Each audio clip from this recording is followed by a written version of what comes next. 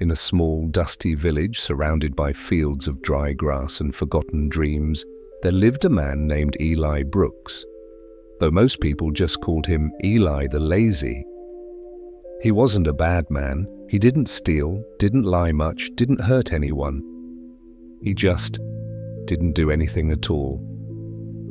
Every morning he sat outside his cabin, leaning on a broken chair, watching the sun climb the same sky as yesterday. He'd always say the same words. No use rushing. Life will come when it wants to. He had a small farm that once belonged to his father, a few acres of dry soil, a barn that groaned when the wind hit, and an old donkey named Tom. Tom had been with Eli since he was a child. He was grey now, with eyes that carried the patience of saints and the sadness of someone who had seen too much waiting. Every day, the donkey pulled the cart to the nearby well to fetch water. And every day, Eli would sit under a tree, watching him. Sometimes Tom would stop halfway, braying, exhausted. Eli would sigh, get up slowly, and mutter, "Fine, fine, I'll help you this time." But his help never lasted more than a few minutes. The people in the village used to joke that the donkey worked harder than the man. But one day, those jokes stopped being funny. It was midsummer when the well started to dry. Eli didn't care. He thought rain would come soon. Tom, however, began to lose weight, his steps slower, his breath heavier. One afternoon, as the sun burned everything it touched, Eli walked to town to beg for work. He didn't want to, but hunger had a way of making even laziness painful. At the market square, the baker, the blacksmith, and the carpenter all turned him away. "You've wasted too many chances, Eli," they said. "You want pay without sweat, food without effort. Life doesn't work that way." He walked home that evening, humiliated and empty-handed. When he reached his barn, he found Tom lying on his side, too weak to stand. The bucket was still empty. Eli knelt beside him, panic rising. "Hey! Come on, old friend!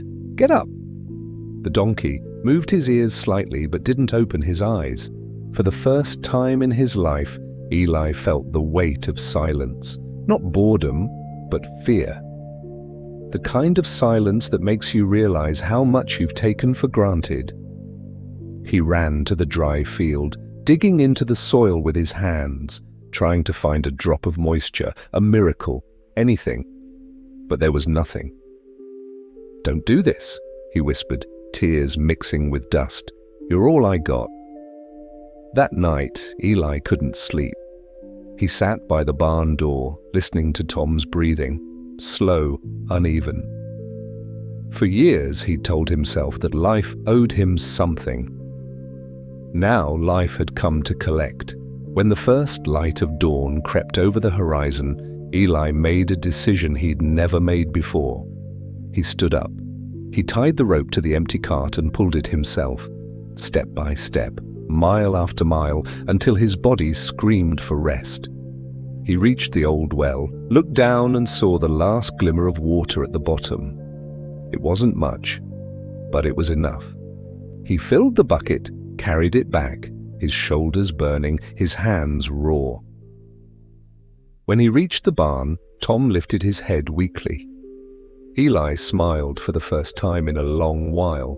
"There you go, old boy," he whispered, pouring the water slowly so the donkey could drink. Tom's eyes softened. His breath steadied. Eli sat down beside him, chest heaving, tears cutting through the dirt on his face. For the first time in his life, he had earned something, and it wasn't money. It was a moment of peace. But peace never lasts long when it's built on regret. The next day, the sky turned dark. Thunder rumbled in the distance. The villagers ran inside, afraid of the storm. Eli looked up at the clouds and laughed bitterly. "Now you decide to come," he said to the sky. But when the rain finally fell, it wasn't mercy. It was punishment. Lightning struck the old tree by the barn, setting the roof on fire. Eli grabbed a bucket and ran toward the flames, shouting Tom's name. The donkey brayed inside, terrified. Eli threw water, kicked the door open, and wrapped his arms around Tom's neck. "Come on, move, move!" The fire roared like a beast, swallowing wood and smoke. The donkey stumbled forward, and together they fell into the mud outside. The barn collapsed behind them. Rain poured harder, mixing with ash. Eli coughed, soaked and shivering, holding on to Tom as if the storm could take them both. He whispered, "I'm sorry, I should have been better." Tom turned his head slightly, nudging Eli's shoulder, as if saying, "Now you are." The storm passed. The barn was gone. But for the first time, Eli felt alive. Broken, exhausted, but alive. He looked at Tom, then at the horizon, and said, "Tomorrow we start again, I promise." The donkey brayed softly, as if agreeing. And that night, for the first time in his life, Eli the lazy prayed not for comfort, but for strength. The morning after the storm smelled like smoke and wet earth. The barn was gone, only blackened wood and silence remained. But in the middle of that ruin stood Eli and his donkey, both covered in mud, both breathing like they had survived something bigger than fire. Eli looked at what was left of his small world and whispered, "Guess we're starting over, huh?" Tom blinked slowly, his ears twitching as if he understood. For the first time, Eli didn't sit down. He worked. He picked up the scattered wood, cleaned the mud, and built a temporary shelter from whatever he could find. He didn't rest, didn't complain. He just kept moving, one nail, one board, one breath at a time.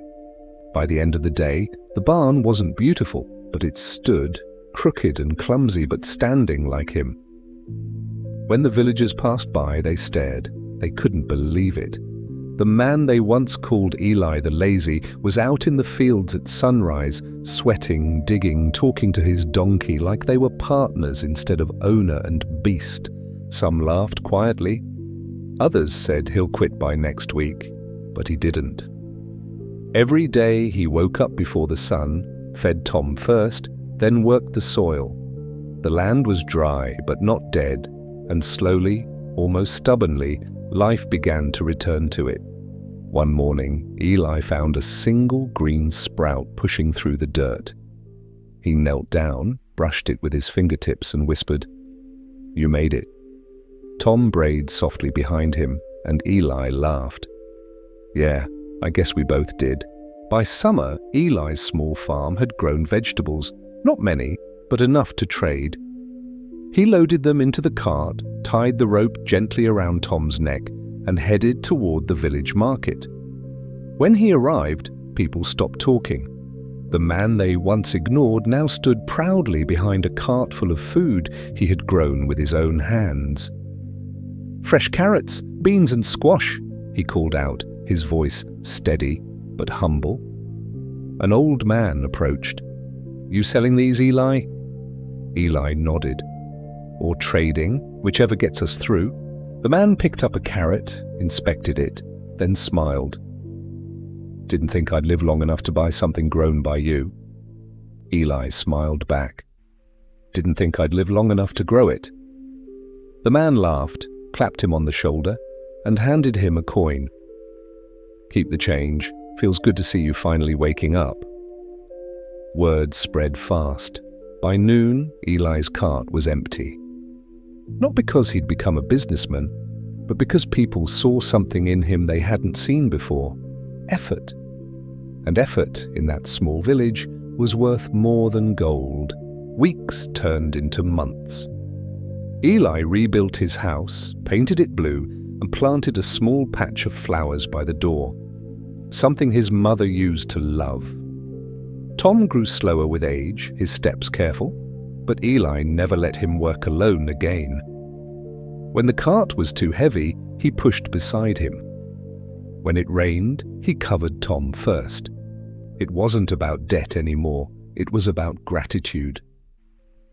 One evening, as the sun melted into the horizon, Eli sat beside Tom in the field. The air was warm and the grass glowed like gold.